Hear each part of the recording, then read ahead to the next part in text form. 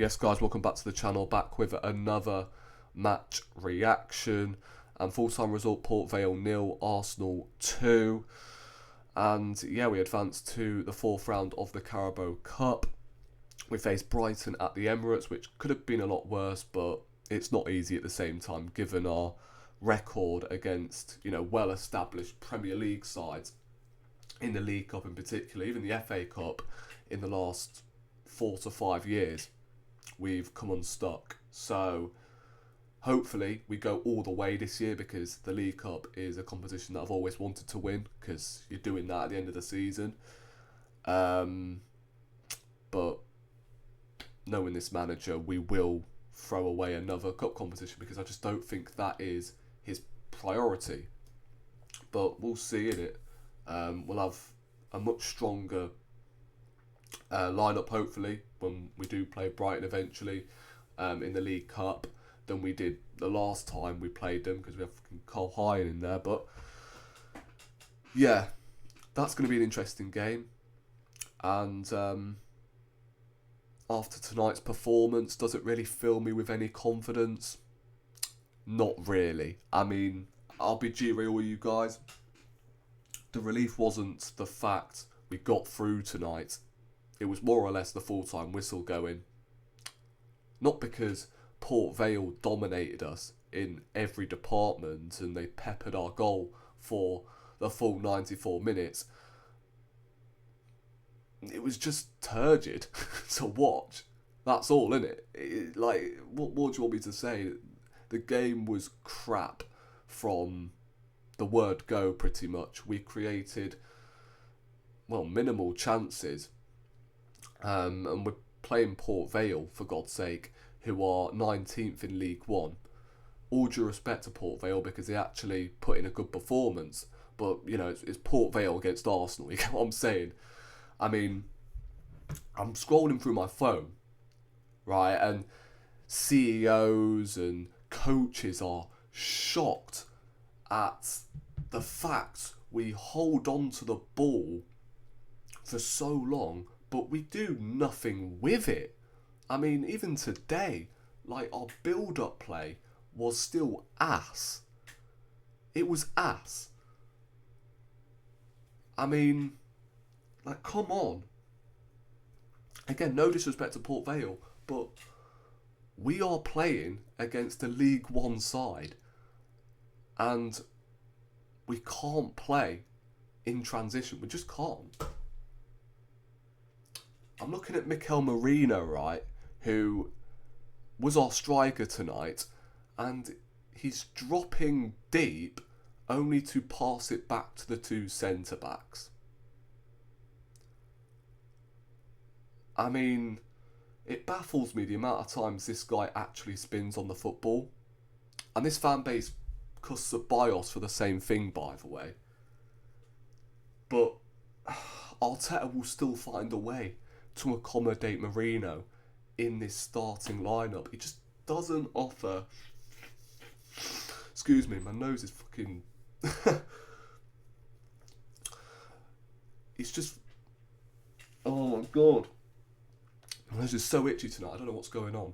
But as I was saying, Mourinho, when he's starting games, right, if you want to bring him on to see out a game, then fair enough. But at this moment in time, he should not be starting games for Arsenal Football Club. Period. And that's been the case for a long time. But Arteta still persists with this Mourinho experiment. It doesn't work. And God forbid Youngster Eze doesn't get injured, or else he's going to have to play up front again, ain't he? On to the positives tonight. I thought Mosquera, again, looked solid apart from one back pass that he made late on in the game. He was solid once again.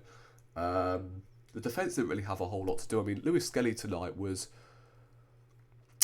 I thought he was decent defensively, didn't really get troubled. But he was a bit wide for my liking. And we know full well that the guy isn't a natural left back. The guy's a number 8/number 6. but he was playing as a natural fullback tonight. And look, the assist was excellent for Eze's goal. Superb goal. But I found it strange. Like, you compare Skelly's performance against Madrid last season to this. I'm not saying he was bad, but you're not getting the best of him.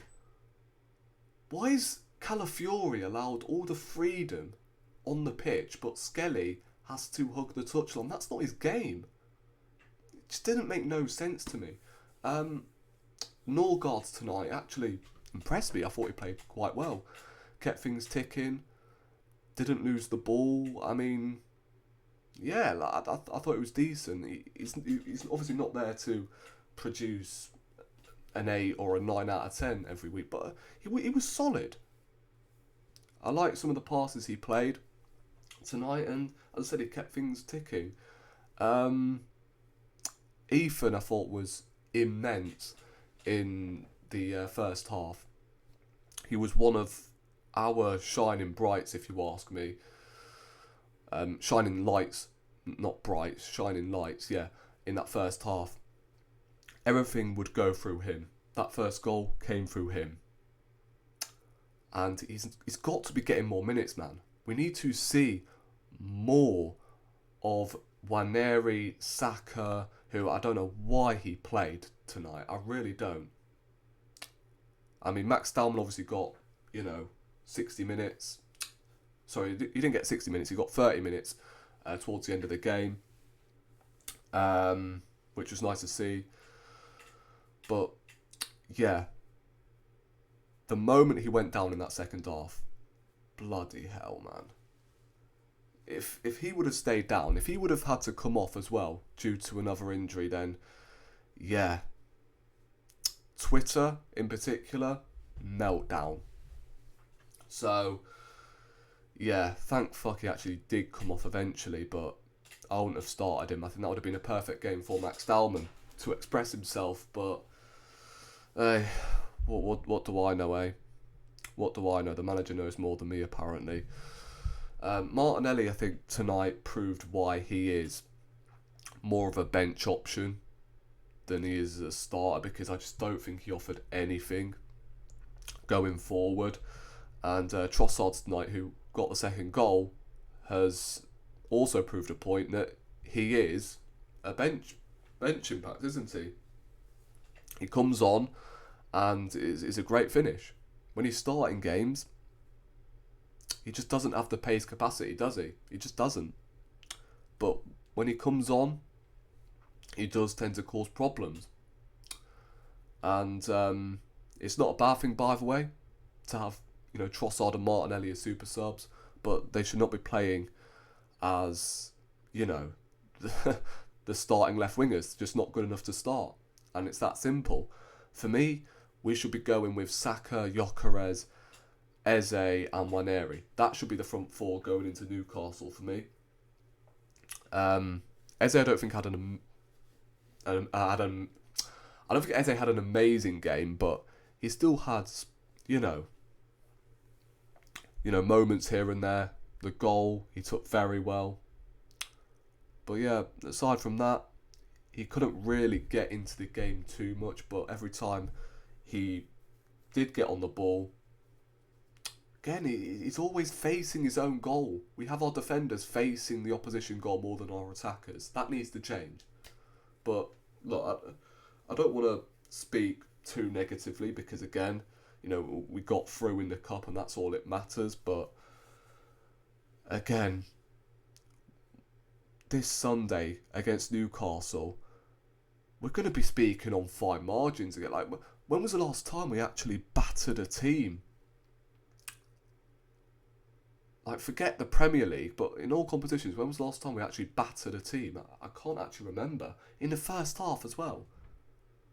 I don't know, but subscribe to the channel if you haven't already, and I'll catch you in the next one.